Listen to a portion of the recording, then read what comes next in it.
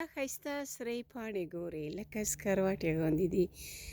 دا پاڼې اوله کې چې پسرلی وي تک شین وي، په اوړي کې هم تک شنه وي. چې کله منی شي نورې شنې پاڼې زیړیږي، خو دا پاڼې خپل رنګ بدلوي او تکې سرې سي لکه سرې سکروټې غوندې. دا ښایسته منظره زما د کور په مخ کې ده. هر ورځ دا سرې سکروټې ګورم. ما ته پوهېږې چې شي رایادېږي؟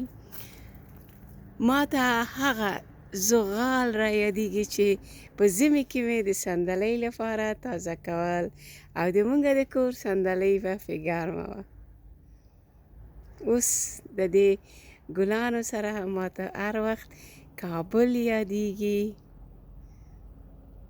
او ګورې هغه ده دې خواته نور شنه ونې دي، بوټي دي، او دا تک سره شوي دي.